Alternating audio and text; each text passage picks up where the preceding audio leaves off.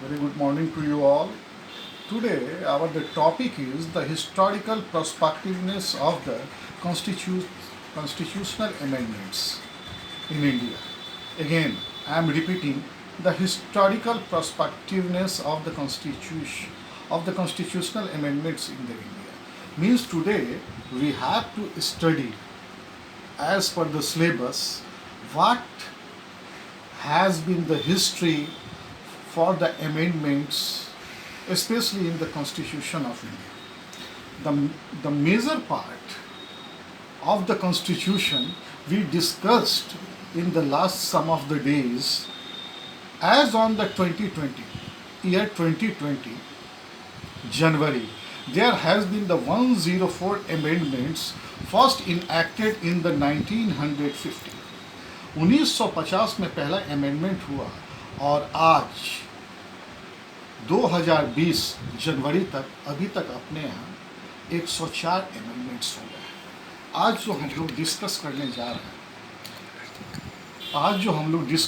जा रहे हैं the more important thing is यहाँ नंबर 1 अगर हम बोलेंगे तो आप समझेंगे ये उसका सीरियल नंबर है, और फिर उसके बाद हम आर्टिकल की बात करेंगे, शेड्यूल की बात करेंगे, और तीसरे नंबर में हम बात करेंगे कि आज चेंजेस हुआ, और फिर पीरियड्स की बात करेंगे, और finally what has been the amendment and how it has been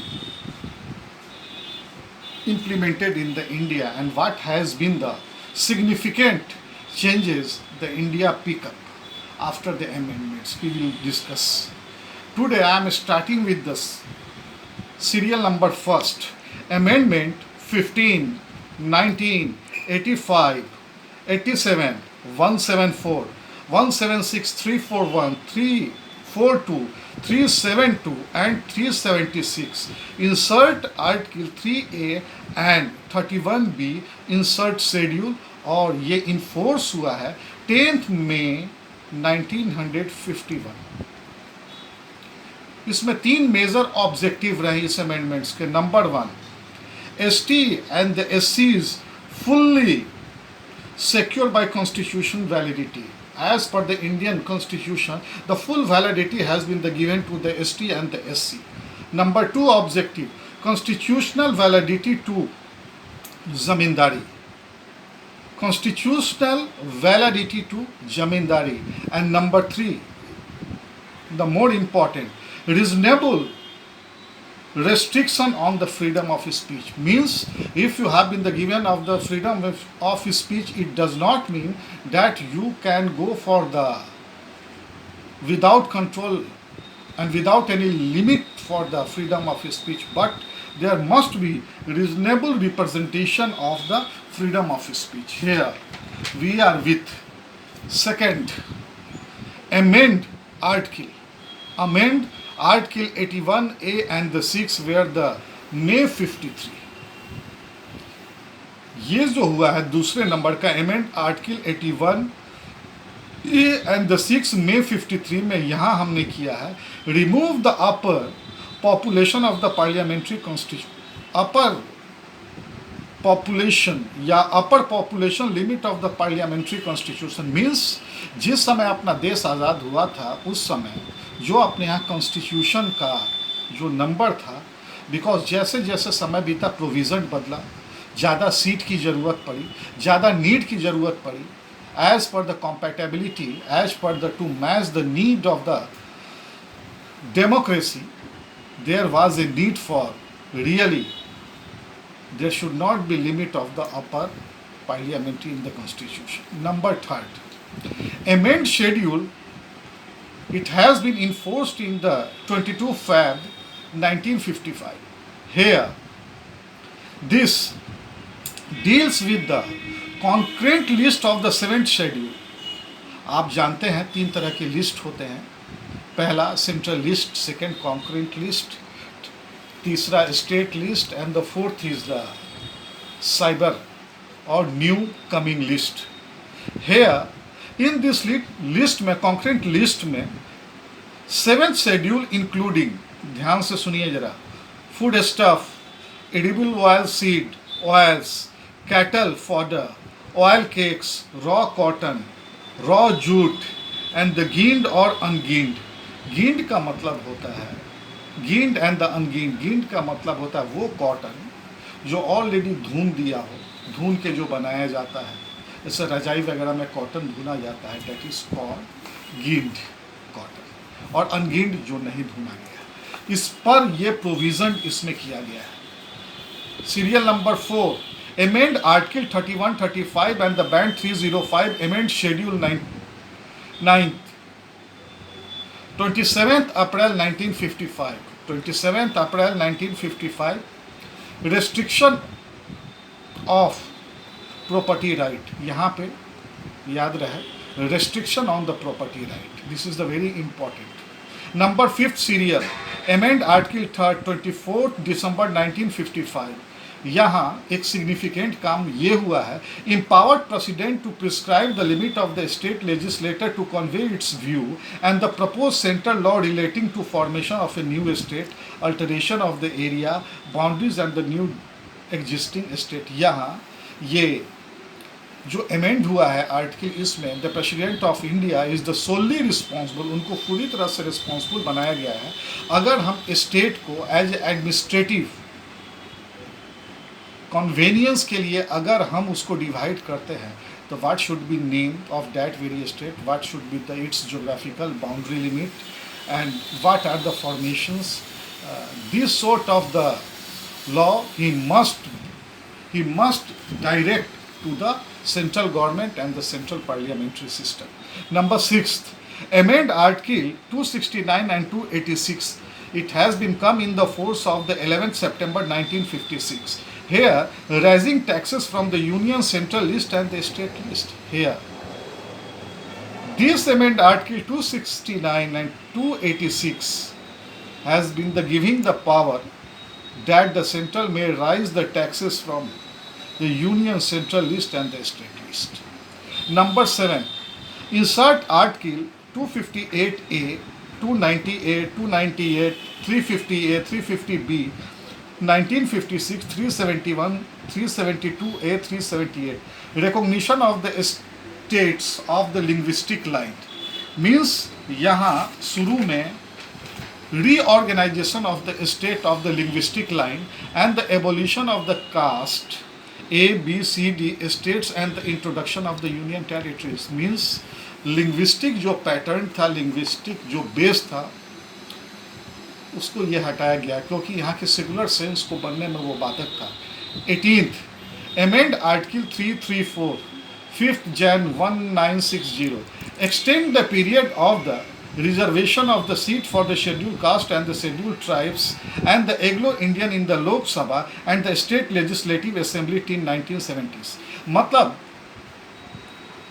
ये जो आर्टिकल आया है अमेंड आर्टिकल 334, इसमें the time period of the reservation has been extended for the STs, SCs, Anglo-Indian in the Lok Sabha and the state legislative council. 9th, amend schedule 28th December 1960. Minor adjustment to the territory of the India, especially in between the border line of the India and the Pakistan. If any dispute, it should be resolved. Amend schedule 9. Then after 10th, amend Article 240, amend schedule 1, 11th August 1961. Incorporation of the Dadar Nagar Haveli as a union territory and the consequent of the acquisition from Portugal. Actually वो जो जगह था, it was earlier from the Portugal because India and the Portugal has the good relationship, especially Dadar Nagar Haveli. It has been taken into full of the consideration in the union territory of the India. 11th, amend Article 60 and the 71, 19th December 1961. Ensure the election of the vice president must not be both house of the parliament. Means ensure the election of the vice president must not be both houses of the parliament. कोई ज़रूरी नहीं है both houses of parliament में vice president के election होने का. 12th, serial number 12, amend article 20th December 1961, incorporation of the Goa Daman Diu as a union territory consequent of the acquisition from the Portuguese. 13th, amend article 1st December 1963, formation of the Nagaland state with the special protection under Article 371. Nagaland के लिए वहाँ special protection रखा गया है article के लिए, और वहाँ रिजर्वेशन के लिए उसको स्पेशल प्रोटेक्शन के अंदर रखा गया आर्टिकल 371 है. Amend article 81 and the 240 insert Article 339A and the amend Schedule 1 and 2nd 28th December 1962, incorporation of the Pondicherry in the Union of the India and the creation of the Legislative Assembly for the Himachal Pradesh, Manipur, Goa and the Tripura. Means Pondicherry को union of India में रखा गया and the creation of legislative बनाया गया assembly for the Himachal Pradesh के लिए भी, मणिपुर के लिए भी, गोवा के लिए और त्रिपुरा के लिए भी बनाया गया. Serial number 15, the amend article 124, 128, 217, 222, 224, 226, 297, 311 and 316 and insert the article 224A amend schedule 5th October 1963. Rise restriction age of the High Court judge from the 60 to 62 and the other minor adjustment has been made. Means जो retirement का as था जज का उसको 60 से 62 किया गया. 16th amend article 1984 and 173 amend schedule 3.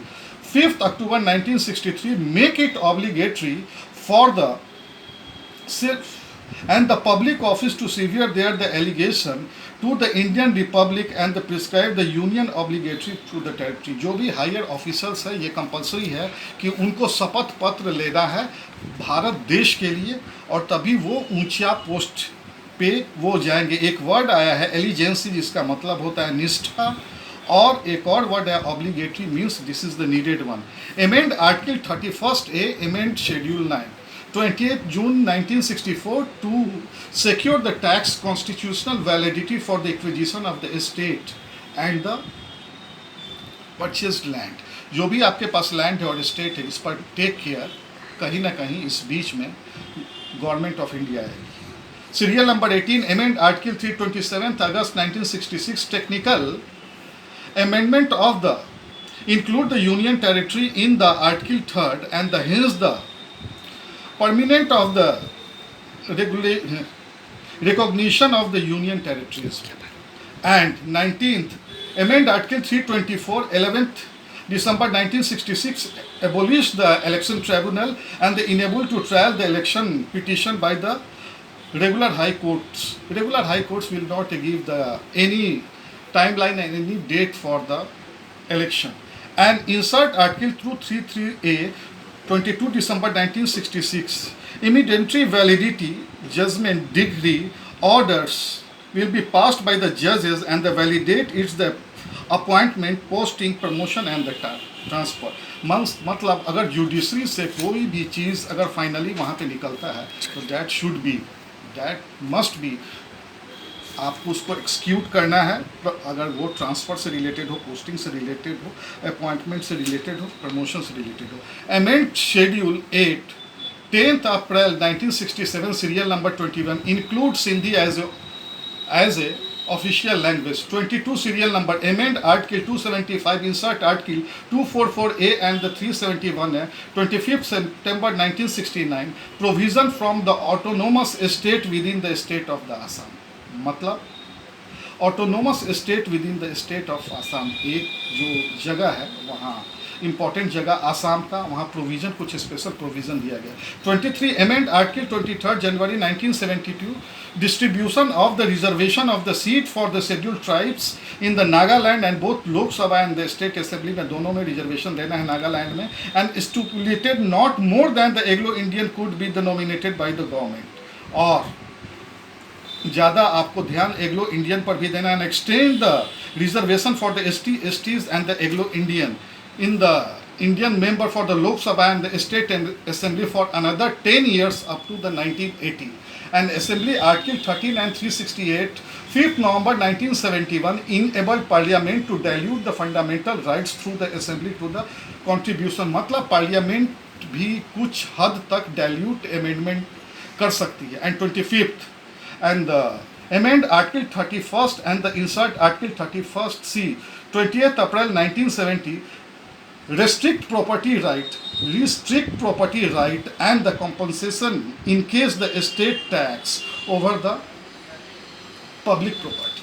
So this is the public property पर भी टैक्स लिया जा सकता है, पब्लिक प्रॉपर्टी को भी हटाया जा सकता है if the state having the needed. This sort of the article came in the force in the 20th April 1970. So by 1 to serial number 25th I discuss.